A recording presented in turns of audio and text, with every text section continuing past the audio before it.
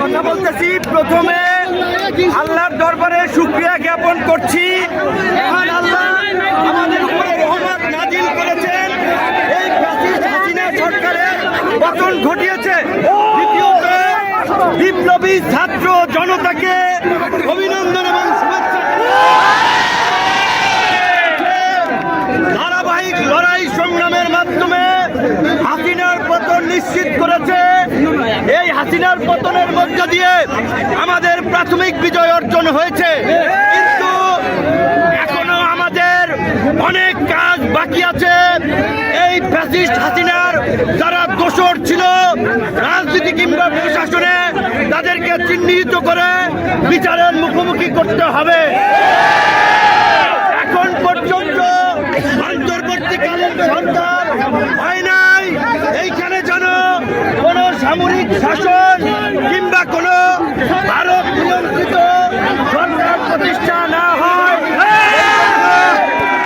সেই জন্য রাজনৈতিক ঐক্যমতের ভিত্তিতে অনতিবিলম্বে অন্তর্বর্তী সরকার গঠন করতে হবে এবং ছাত্ররা ডক্টর মোহাম্মদ ইউনূসকে প্রধান করার যে প্রস্তাব দিয়েছে, আমার দল এবং আমরা সেই প্রস্তাব সমর্থন করছি। আমরা অনুরোধ জানাবো, আজকে সন্ধ্যার আগে মহামান্য রাষ্ট্রপতি ডক্টর ইউনূসের নেতৃত্বে অন্তর্বর্তীকালীন সরকার গঠন করে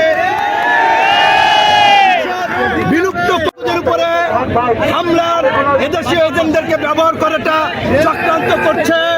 আপনারা সংখ্যালঘুদেরকে নিরাপত্তা দিবেন। সংখ্যালঘু ভাই বোনদেরকে বলবো, এই বাংলাদেশ আপনার আমাদের সকলের, এই দেশই আপনাদের নিরাপদ আশ্রয়স্থল। সবাই আপনারা মিলেমিশে থাকবেন, সকলে শান্ত থাকবেন, শান্তিপূর্ণভাবে আনন্দ উচ্ছ্বাসের বহিঃপ্রকাশ ঘটবেন। যারা গুরুতর অপরাধ করেছে তাদের ক্ষমা নাই। টিভি কার্যালয়ে আমাদেরকে গরু ছাগলের মতো ঝুলাইছে। হারুনের নেতৃত্বে এডিসি শাহীন শাহ, যুগ্ম কমিশনার খন্দকার নুরুন নবী সহ যারা, তাদেরকে অবশ্যই বিচারের মুখোমুখি। আমি বলেছিলাম, লজ্জায় তারা বলেন নাই।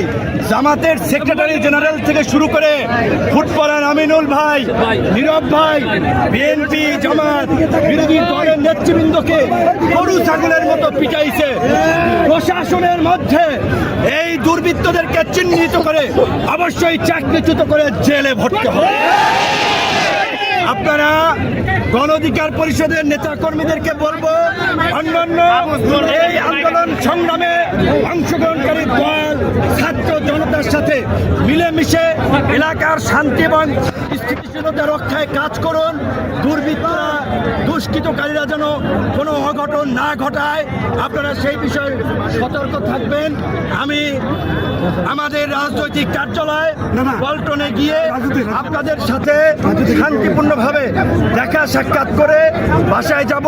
তাড়াহুড়ো করবেন না, আমাদের কোনো ভাই যেন পরে আহত না হয়, কেউ যেন কারো দ্বারা সমস্যায় না পড়ে, খেয়াল রাখবেন। আজকে জামিন দেওয়া হয়েছে। আমরা বলতে চাই, শুধুমাত্র জামিনের মাধ্যমে এই ধরনের নেতা কর্মীদেরকে মুক্তি দিলে চলবে না। তাদের নামে যে মামলা দেওয়া হয়েছে, সেই মামলা অনতিবিলম্বে প্রত্যাহার করতে হবে। সাথী বন্ধুগণ, আমরা গতকাল মহামান্য রাষ্ট্রপতির সাথে সংলাপে বসেছিলাম। আমরা আহ্বান জানিয়েছি, অনতিবিলম্বে অন্তর্বর্তীকালীন সরকার দিতে হবে এবং এই অবৈধ সংসদকে বিলুপ্ত ঘোষণা করতে হবে। যদি এই সংসদ বিলুপ্ত না করে আরএমডি 1-11 বানানোর ষড়যন্ত্র করা হয়, ফখরুদ্দিন মঈনুদ্দিন বানানোর ষড়যন্ত্র করা হয়, বাংলাদেশের জনগণ সেটি মেনে নেবে না। আমরা এই মুহূর্তে আমাদের সভাপতিকে নিয়ে আমরা পল্টনে যাব। বাংলাদেশের জনগণ এবং দলীয় নেতা কর্মীদেরকে পল্টনে জড়ো হওয়ার আহ্বান জানাচ্ছি। ধন্যবাদ।